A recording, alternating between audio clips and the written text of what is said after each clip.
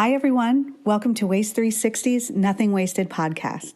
On every episode, we invite the most interesting people in waste, recycling, and organics to sit down with us and chat candidly about their thoughts, their work, this unique industry, and so much more. So thanks for listening and enjoy this episode.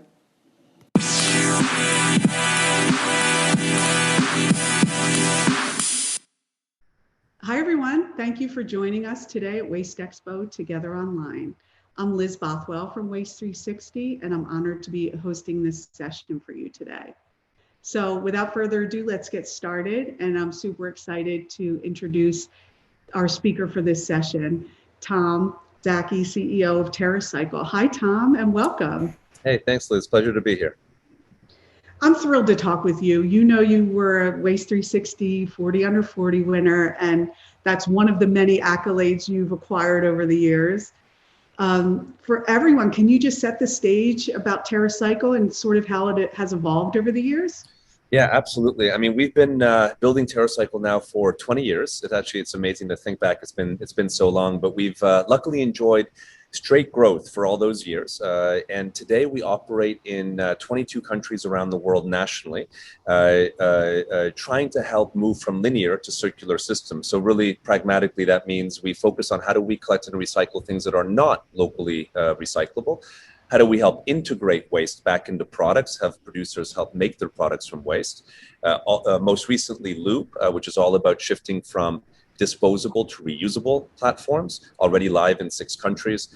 And then we even have things coming out like waste diagnostics on how do we analyze residual products that may be carried in waste streams, like fecal matter in a diaper or the mold and mildew on an air conditioning filter and so on. So we're really trying to eliminate or elevate the idea of waste as much as possible. Wow, what an evolution. Absolutely. It's been a phenomenal journey. And I think, one of the most amazing things about garbage is, right, everything becomes garbage one day. I mean, think about the waste industry. It will literally own everything we possess one day. And for how big of an idea that is, I think we're just scratching the surface of how we can innovate around the topic of waste.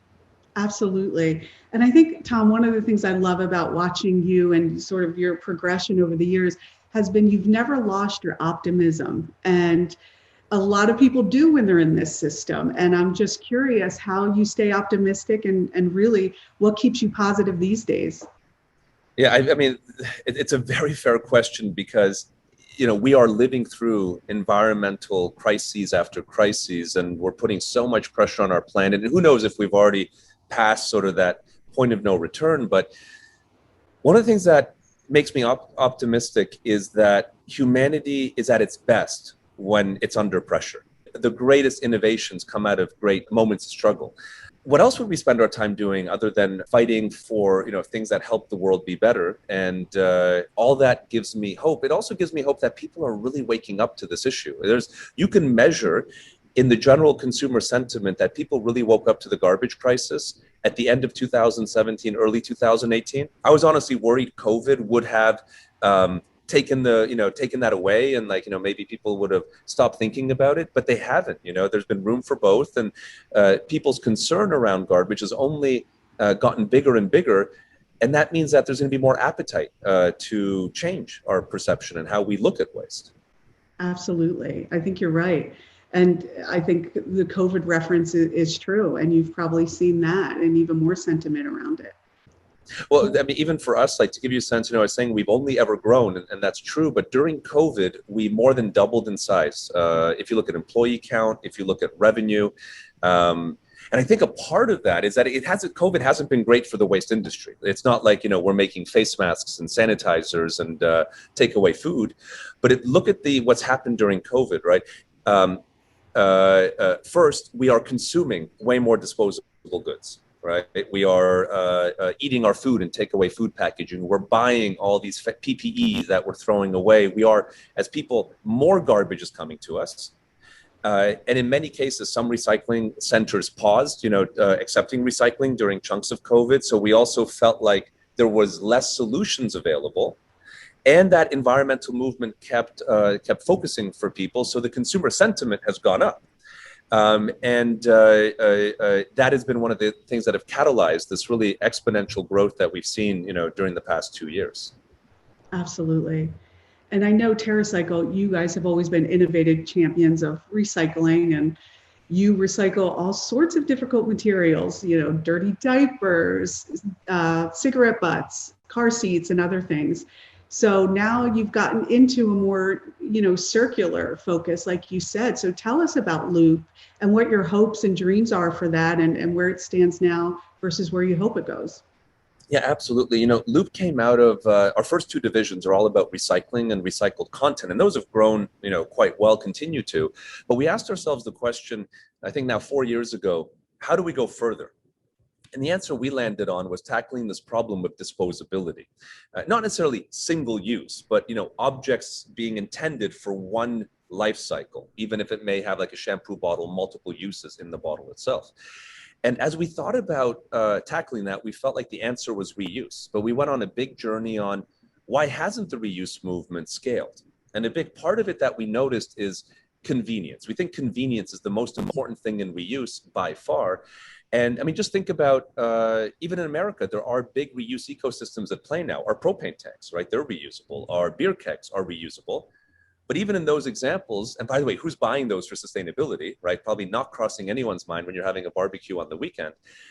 But when they're both empty, you can't take the propane tank to a beer store, and you can't take the beer keg, say, to a Home Depot, where you may have gotten the propane tank. And that's very difficult if you're going to scale that to many products. So Loop's goal overall is to be a platform for reuse, where any brand can enter and create a reusable version of their product. Think like Tide laundry detergent in beautiful stainless steel, all the way to, Haagen-Dazs ice cream. And then retailers can make those available to their consumers. So you can buy, pre-filled product in the store and then drop it off at any participating store, to get your refunds back. And then we effectively at Loop, beyond being the system stewards, are the waste management function of reuse. It's very normal, right? There's a bin you put your stuff into, but we're sorting it not by material type, but down to the product level. And then instead of, say, shredding and melting it like recycling, we're cleaning it at very high standards. So it's still that same waste management operation, but just, slightly tweaked to facilitate the concept of reuse. And it's really, even during the pandemic, which has been challenging for innovation. Innovations, I think, has been one of the unsung casualties of the pandemic. The platform has really grown beautifully. I mean, we deployed it to the world in January of 2019.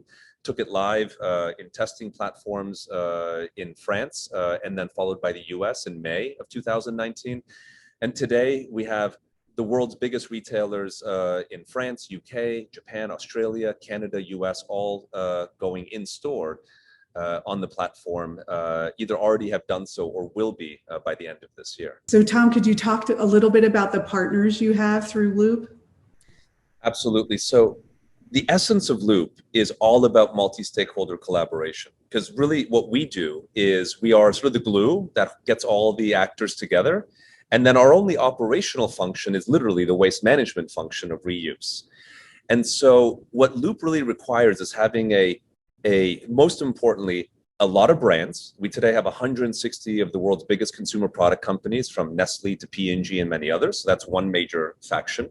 The second most important are the retailers. So today we have 15 of the world's biggest retailers, your Kroger's, Walgreens, and others. But beyond that, there's all these service providers. So we have companies from UPS and FedEx, on shipping, all the way to DHL and especially Ecolab on helping to do the cleaning. Like they're the processing partners. There's a huge, great ecosystem of wonderful partners there. And then also packaging designers and packaging suppliers. This is sort of the ecosystem of vendors that have to come together to make this whole thing work. And we're just sort of trying to get everyone excited enough to do that in unison.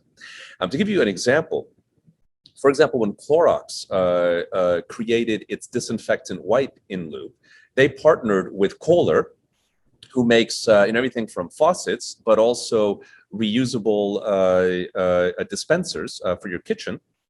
And Kohler, never producing packaging in their lives before, produced the packaging for Clorox wipes, which became, I think, the coolest wipe package that exists. And then they were able to put it up, and Ecolab was the company who came together with how do we clean that and really do that at the highest of standards. So you can see it's all these organizations that had to play together. And I think the biggest challenge in Loop is getting all these actors to do this all in unison according to a schedule, because when a retailer like, say, Kroger goes in store, which they're doing just next month in September, they're going to need all the products to show up at the same time, right? And you need this to have this ecosystem of choices, because that's what consumers want. And so that's been, the real work behind the scenes, is facilitating these partnerships and getting everyone to act together. And then you layer on COVID, creating a lot of supply chain constraints, just makes it an extra tad more interesting. Oh, I bet you've seen a lot this year. Yes. It's been but it's good. It's put good pressure on our organization, and they've thrived under it, our team. And so if we can do it, with such constraints, I'm really excited to see what happens when the pandemic subsides and, we no longer have these issues that everyone is grappling with. Absolutely. I mean, you yourself are a case study as to how to bring these different stakeholders together to do this well. I think that's fantastic. Yeah, I think, the learning that I've had, by the way, for anyone who's trying to achieve this, is really focus and empathize, like deep understanding of what's in it for the stakeholder. And it's not always the same thing that, that's in it for you, right? So for consumers, for example, we thought consumers would be mostly into Loop because it's sustainable, it's reuse and it's great for the environment. But it turns out, in addition to sustainability, the other two factors that score equally are more beautiful, wonderful packaging. That's maybe more functional, more luxurious, just more aesthetic. I never thought that would be such a big deal. And then also many consumers prefer not having their products packaged in plastic and prefer glass or alloys for health and for health purposes. That they perceive better health there. I never thought either of those would factor, and they factor equally importantly to reuse. So let's play into that. For brands, yes, they have a challenge with waste, and they're worried about that. But being able to delight the consumer with more innovations is even more important. And so let's play into that. So it's very important to really understand what will make the stakeholder you're trying to engage with feel valued, and be able to celebrate that internally versus just having them accomplish your goals. Absolutely. I think you hit the nail on the head there. Absolutely. So tell me about Tupperware and Burger King. Those were two that I read about that you were working on packaging relationships with. Absolutely. So Tupperware has been a wonderful partner. I mean, everyone knows Tupperware, so I won't describe them, but they've never been a packaging supplier before. And so we are looking for wonderful companies who understand reusable construction. And Tupperware is, by definition, highly reusable. They've been able to figure that out with high-grade plastics, which have a lot of flexibility in molding them and creating them. And they have great designers and understanding of how to really think about reusables. So Tupperware has become an official Loop partner, and then we're able to recommend their services to companies like Burger King and others who may want to use them to develop reusable packaging components. So Burger King, for example, is launching all over the world later this year and early next with Loop for reusable soda packaging, reusable sandwich and hamburger packaging, which is going to be incredible. I mean, think about all the waste in the fast food and takeout space. And this is all now becoming fully reusable. And Tupperware is a cornerstone partner who's helping develop and produce some of that packaging. That's amazing. I can't wait to watch that. Yeah, we're super excited for it. And it is coming live, I think, in some cities late this year, and then some other cities around the world early next. So hopefully you'll be in a city where you can play with it. And the fun part is you'll be able to buy your hopefully Impossible Whopper and soda, at a Burger King in a reusable package, and then maybe drop it off at a Walgreens or drop it off at a Kroger, or one of our other retail partners will be announcing soon. Oh, that's fantastic. And are you seeing an uptick in that? I know you mentioned that consumer, you felt that there was an uptick there in sentiment in wanting to recycle and do good. Do you see it with the CPG brands and other partners that you have? Absolutely. Absolutely. Because, in the end, the consumer product companies all know that there's an issue here. There's no question there. That may not have been the case 20 years ago, but even 10 years ago, that became pretty clear. But consumer product companies are really watching consumer sentiment, and everything drives from consumer sentiment. And it's measurable. Consumers started really getting concerned about waste end of 2017, and it's only grown from there. So CPG companies, consumer product companies, started really leaning in with solutions. And we also see lawmakers are passing more laws. We've now seen EPR come up in Maine, and I think other states are going to start passing state-by-state EPR. I think the real thing in the US, for example, will be when is national EPR come together? Because can you imagine 50 different states with different EPR legislation? It's going to be incredibly difficult for brands to navigate if it's so regionalized, but hopefully when a couple of states do it, it can ratchet up to federal EPR, like frankly any other developed country at this point has and has had for a while. But I think we're only going to see more and more of this. The question is an interesting one for the waste community is this.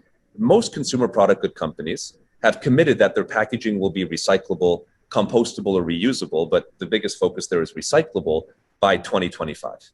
All over the world, these commitments have gone out by, Walmart has committed, Nestle, P&G, and hundreds of other similar actors have made these important commitments. Though I think P&G, is for 2030, they've made that commitment. Nevertheless, there's a big difference between what is technically recyclable and what is practically recyclable. And practical recyclability or practical compostability is entirely in the hands of the waste management industry, whether they choose to sort and process that certain material. And there is a gap here. And there's a really exciting opportunity for which waste management companies will lean in to help solve the gap, because there's a lot of opportunity and appetite to do so. This not just goes for recycling, but goes for composters. A lot of companies are moving to compostable packaging, but there's very little composting infrastructure and very few composters today accept compostable packaging. Another great gap to think about. And then, of course, there's the emergence of reuse. And that, I think, will be the domain of innovators and startups, as we're seeing already. That makes sense. I mean, you raise a good question, and it is in our hands now. And a lot of our listeners and watchers are in waste and recycling. Do you have any advice for them on how to tackle this before 2025 and 2030? Yes, absolutely. I think the first and foremost, my message would be there's a great opportunity. And there's an opportunity to also innovate around the business model. If I look at a traditional waste management business model, it is you have the cost of acquiring the waste. Maybe you have potentially some tipping fee revenue, so some revenue on getting the waste. Then you have to haul it from the point source to wherever you are warehousing or sorting it. Then you have the cost of processing that waste. And then you compare those costs against what you can sell the material for if you're a recycler, right? If it's landfill, it's what's the cost of putting it into a landfill or incinerator. And those are relatively few variables, right? We got, what is the inbound economics, what is the conversion economics, and what is the outbound economics? We're talking 3 variables. That is really limited. One of the things we've learned at Terracycle is there's many other variables to look at. And thinking about what's the value to a brand to see something recycled? What's the extra foot traffic to a store to become a recycling point? There's so many other variables. And the moment you tease out other variables, the equation on what becomes recyclable becomes significantly more interesting. And so my recommendation to someone watching our conversation is to take a step back and see, are there other ways to innovate that more traditional business model that may be at play today? And think about other ways of that value around waste can be produced. I'll give you an example of an emerging division we have just to show you how far this mental exercise can go. Out of Loop, we thought, what could be the benefit of having a relationship with everyone's individual product, which you must have in a reuse ecosystem, because we have to get you your deposit back so we know everything you purchased. And yes, there's some very interesting data there, to understand sort of your waste on a product level, sure, cool consumer insights, that's sort of obvious. But we went a little bit deeper and we realized that certain waste streams carry diagnosable samples. So, for example, your air condition filter carries the mold and mildew in your air. Your water filter, the crud in your water. Your motor oil carries, once it's out of your automobile, the piston scrapings, because that's what it's lubricating. Or say your child's diaper carries a fecal sample.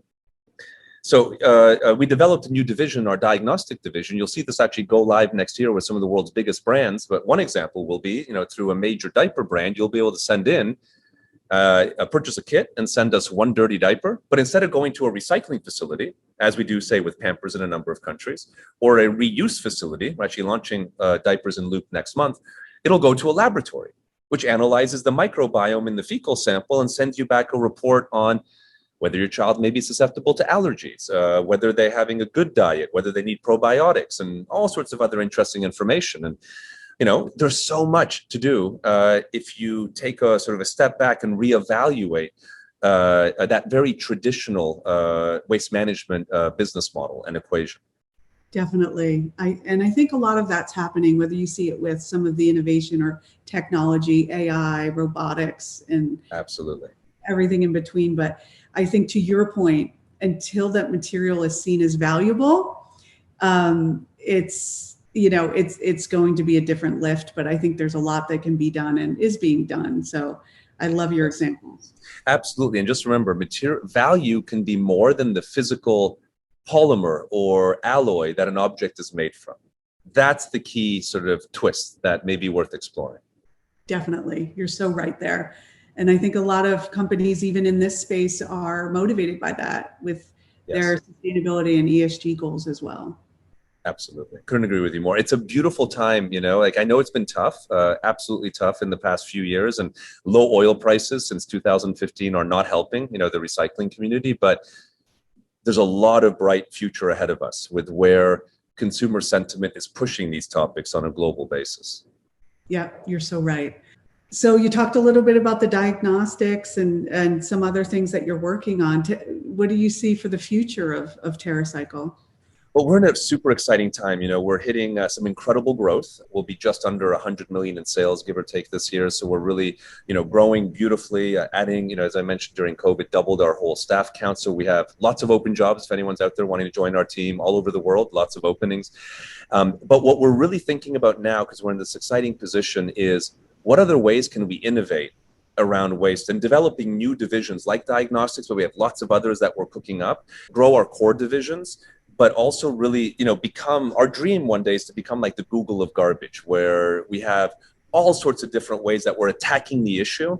Now is sort of a really wonderful time where we're able to have the resources to be able to put a lot of these innovations out there and see how they do. So we're really focused on that quite a bit, both tangential innovations, innovations of how do we recycle more, how do we use more recycled content, more reuse, but also whole new concepts like diagnostics and others. Oh, that's fantastic. Keep the innovation coming. Thank you. So where are you seeing the most success, whether it's from a geographical perspective or the type of program or material? Where are you getting the most buy-in at this point? It's a good question. So first, to answer it geographically, right now the nexus for us, if we look at all the 21 countries we operate in, I'm looking at Canada, US, Brazil, most of Western Europe, China, Korea, Japan, Australia, New Zealand, Thailand would be the sort of key markets for us. UK, France, and Europe is really exploding on these topics. I mean, there are by far top two regions. North America doing really, really well. And then in Asia, Japan has been this just out of the ballpark success. In fact, actually, if you watch the Tokyo Olympics and you saw the podiums, Terracycle Japan built every one of the Olympic podiums from hard to recycle waste that was collected in local retailers. And you'll see us doing some of the other podiums coming up in the future games.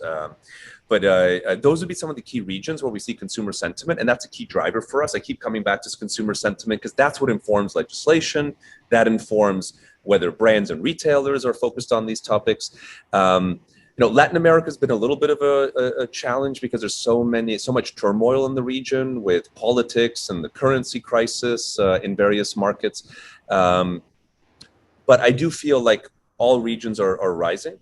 A big area of growth has been, in our core division, it's been growing quite a bit, is this idea of how to recycle hard to recycle waste. People are really focused on it more and more and more. The big bet, of course, in the past few years has been reuse for us. And I do believe that that's going to be a 20-year, journey. But it's one that we're really excited to invest very heavily into because we feel like it will have an established future, sort of like the idea of organic. But the question on reuse will be, Is it going to be 10% of products or 30%? I don't know if it's going to be 90%, but more like the comparison in organic versus conventional farming, I think is how it'll at least play out in the next 20 years. Okay. And then I'm sure you get pressured to recycle everything and everyone's always asking you, have you touched textiles yet? We have, yes. So we've been doing a lot. I mean, for the past 10 years, maybe 15 years, we've been doing a lot in textiles around things like poly bags. With Teva, we recently launched shoe recycling, which we're really excited about. We also developed and have brought out now technology where we can recycle mixed clothing. So what I mean by mixed clothing is textile that is made from natural and synthetic materials together. So like a cotton nylon combo. Historically, we've been doing a lot of like natural textiles we could do well, polymer-based textiles we could do well, but we had a lot of struggle with the mix, which is actually the majority, right, of textiles. And so we're now have had some breakthroughs in processing, where in the past year we've been able to bring out some programs that do allow us to take the mixed textiles and make them into, or turn them into raw material for different applications. What are you using them for at this point? So at the moment, we're using them primarily in the insulation space, in automotive, in different forms of insulation. Our goal is to get it to where we can go textile to textile, but we're not quite there yet. Okay. Oh, that's amazing. I'd love to hear that. Yeah.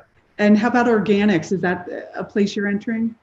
Yeah, so we've been doing large volume of organics for over a decade, but mostly when they are organics that are found in other waste streams. So we're one of the world's largest coffee capsule recyclers, and there's a lot of organic tea, coffee, milk inside coffee capsules. And so we've been doing a lot there, but now we have a new division we're starting called Terracycle Pickup that'll be live early next year, and that's going to be bringing curbside pickup. That's why it's called Pickup, to communities that don't have curbside recycling, and in communities that there is curbside recycling, offering incremental services like compost pickup, textile pickup, toys, and all sorts of other things. So it's a way to either increase the range of what you're able to recycle from your home curbside, or be able to even enable recycling if you live in a community that doesn't have recycling access today. And there we see a very, very big role for traditional organics like kitchen scraps and so on. Okay. Oh, interesting. Yeah. And is there anything you haven't been able to find another use for? Yeah, sure.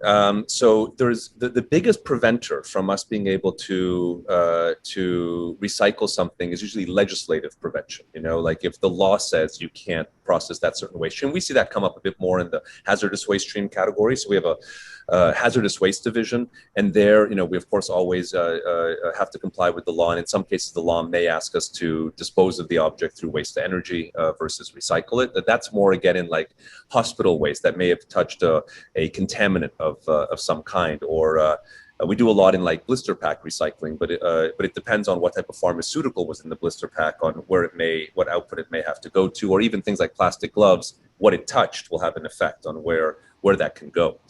And it's very, very rare that something is technically not recyclable. There are some challenges. Sandpaper. Sandpaper is a uniquely hard one because it literally will grind the grinding machine, you know, as you can, and so it's very difficult to remove the components of sandpaper. That's one that has still been stumping our team.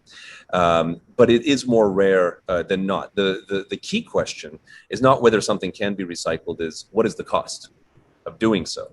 And we specialize in those waste streams where it costs more to collect and process something than the results are worth. And that's why we need folks to pay for it, right? And so what we're always thinking about is how do we keep lowering those costs so that more folks can have access to recycling things and make the services more democratic? Because honestly, right now, recycling is a luxury. If you zoom out worldwide, rich countries have advanced recycling, like Germany, and poor countries may not even have good waste management, let alone recycling. Right, absolutely. And I know that you've talked about the recycling rate being sort of a starter for you, where, you know, going into that community, your tracking might actually follow that because you need people to be willing to do it, right? Absolutely. Yeah, I think you need first availability, you know, then you need excitement and interest and people doing it. And both those things have to really go hand in hand. So a good indicator of what the appetite of a country is what is their average recycling rate for things that are available to recycle. And that's sort of a benchmark that we aim towards. And we have been able to get some of our programs as big as collecting 30 or 40% of an entire category, so they can get relatively large.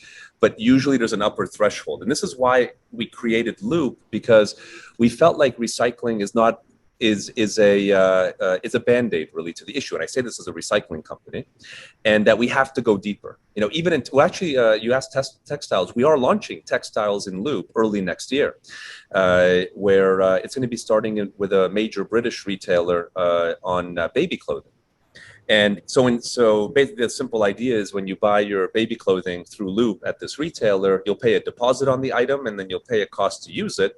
And then when you put that garment back in one of our Loop bins, we will review it, clean it, repair it, and then it's sold again back in the aisle, not looking like vintage clothing, looking like a normal rack and everything normalized.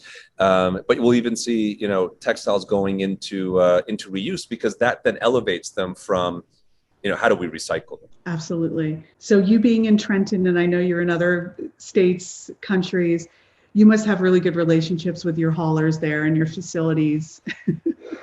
Yeah, absolutely. I mean, we do less so sort of local hauling partnerships, but we have really good strategic partnerships on a national level with waste management companies, like Waste Connections took a 20% interest in our Canadian company, or Veolia owns a 30% interest in our European division, or Itochu, I think has a 10% interest in our Japanese division. And these players really then allow us to leverage pre-existing infrastructure in a really exciting way. Now, that's to say we also work with local partners as well, but we really, unlike normal, waste management companies, we don't, we try to use third-party systems as much as we can, because they, a lot of them exist there, and we set up these supply chains. So we really rely on finding processors, upgrading them, finding transportation and sorting partners, maybe upgrading them so that they can handle the specificity of what we're out there working on. Oh, it makes sense. That's great to hear. And so, Tom, is there anything else you want to share? Well, it was wonderful. Thank you so much, Liz, for the conversation. Thank you, everyone who's listening. I think it's a really, it's a really exciting time, and I think waste has such a huge opportunity to innovate. And so, I just encourage everyone out there to to look positively to the future and think about all the ways that we can change the paradigms around the way we look at the topic of garbage. Love that. And I think our watchers will love that too. I mean, what came out of COVID too for this industry was the essential worker, right? Was praised for once. Yes, yes, finally, right? The unsung heroes. Absolutely.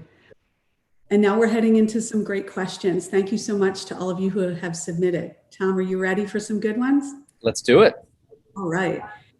Okay, can you share any other partnerships that have forged products into the Loop ecosystem?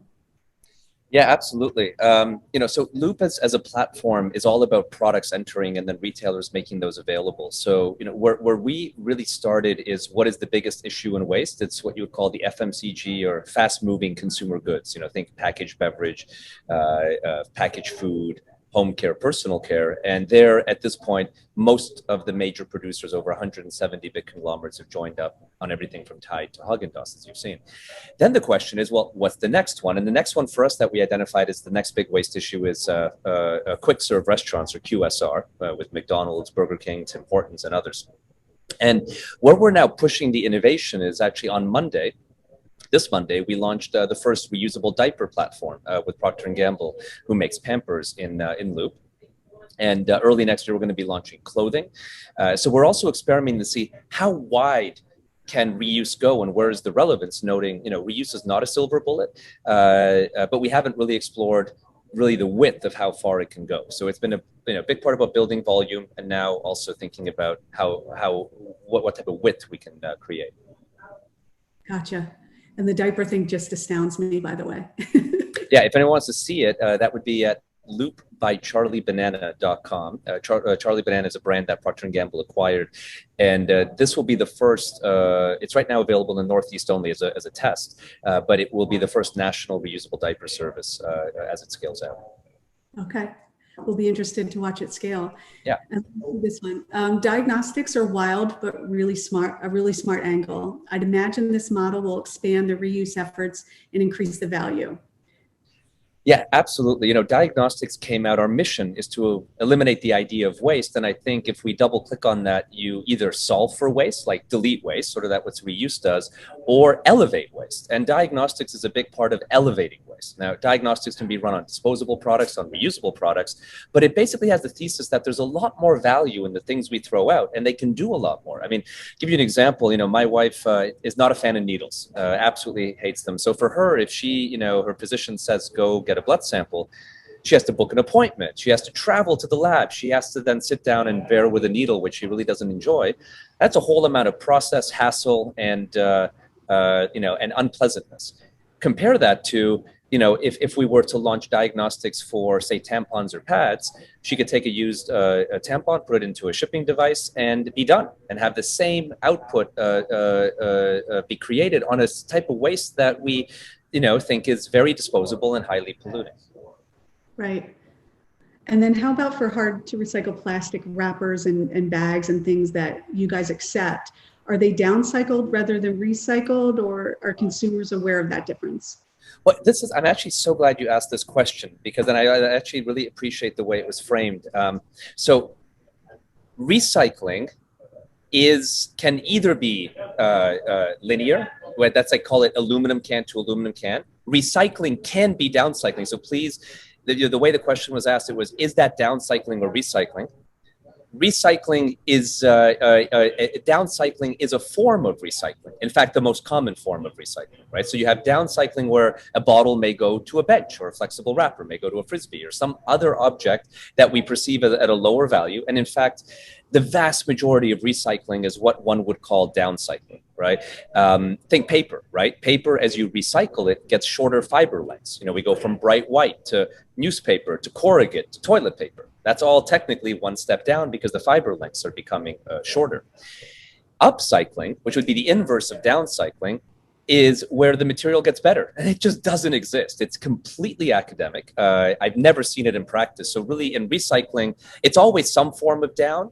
The question is, how long can you maintain it, and to make the steps as little as possible, or to elongate the steps, right? So if you're going to recycle into a disposable good, you want to take the least amount of step downward. Or recycle into a durable good, you can take a bigger step downward, but make sure the length of that product is long. It's about honoring the materials or the molecules in use. Now, the only place upcycling may come is in chemical recycling, right? Where we can move from, say, a colored PET to a clear PET. That would be the example of upcycling.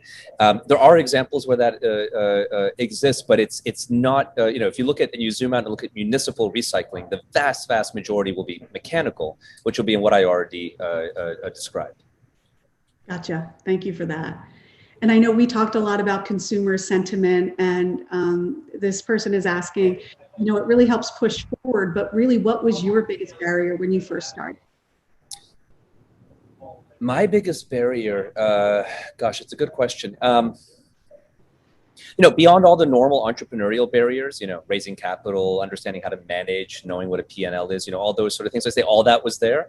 The biggest unlock I had, right, and maybe we could call this a barrier, was as a mission-driven business, we would go to companies and start with, you should recycle this because you have a problem. Right? Or you should lean into this issue because you have a problem. And I think a lot of social businesses do that. And, it worked, but it was a limiting factor. When we instead reframed the same approach to say, here's how you can win by doing this great purposeful thing, then people really turned on much more. And that was a huge learning for us that I would encourage anyone who's thinking about purposeful or social business to really think about. Not about the problem and making a client feel guilty about the problem and then, funding your cause, but about seeing how they can win by leaning in on that particular issue. Oh, that's great advice. And I know Jasmine from Gooder earlier said the same thing. She said she used to roll into these meetings with pounding her chest, here's our purpose, but really they need to know what's in it for them and really share the business aspect of that. So thank you for sharing that. Which zero waste box is the best seller, and why do you think people choose to purchase it from you over mainstream stores? That's a good question. Well, so zero waste boxes are not available in mainstream stores. I mean, this is something that's very unique to us. The idea of a zero waste box is simple, right? So if you go to our website, you can type in a waste stream. Let's say you want to recycle, I make it up, cosmetics, right? You type that in. First, there'll be a bunch of free programs that pop up that are sponsored by brands who want to lean in and create solutions. And each of these programs have different characteristics. You know, some are bigger, some are smaller, some may have different promotional characteristics and so on. But what unifies them is they are funded by a manufacturer or a retailer. But sometimes those programs may be full, or maybe it's not the characteristic you want. And then we offer paid solutions where the consumer or whoever buys the zero waste box pays for effectively the price is equal to whatever it costs to ship the material, process it, minus whatever we can sell the results for. And that's the zero waste box offer. And those come from envelope size all the way to full truckload, you know, depending on the type of organization you are. Now, to answer the question, like the most popular for consumers, you know, I'd say it's the plastic packaging is a very popular one. Coffee capsules are very popular. And my belief is in why they're popular is because these are the type of waste streams that bother us more. And there's something really interesting with the emotion around waste. You know, people like take the plastic straw. You know, people got really upset about the plastic straw. It even got banned in, you know, cities like Seattle. When you really zoom out from a waste management point of view, is the plastic straw the biggest offender? Not even close. But we have an emotional connection to it. And I think that's really important to empathize with, is that folks view different waste differently based on the emotional connection, not just its objective role in let's say the whole universe of waste. Absolutely. And then this is a good one to end on. What item has been the most challenging for Terracycle to find reuse or recycling for? Well, technically, the areas that, you know, are always the most challenging, it's not going to be the most sexy answer, is where there's regulatory issues around that particular item being either reused or recycled. So we're doing a lot, you know, in universal waste and hazardous waste streams. And there, sometimes the pre-existing rules make tremendous sense. But sometimes they're strangely technical and don't really make so much sense, you know. So a waste stream can be completely different characteristics from a regulatory point of view and can be recycled if it's, say, generated in a home environment. But the identical waste stream generated in an institutional environment may be not possible to recycle from a regulatory point of view. So that's been an area we've been doing a lot of work. And then, you know, from a technical point of view, one of the areas, I'll tell you one that our scientists are really struggling with as we speak is we have a lot of demand to recycle sandpaper, and we don't have a solution to figure it out, because how do you separate layers when the object is an abrasive and will you know, hurt machinery and so on that is charged with taking it apart? Oh, wow. Absolutely.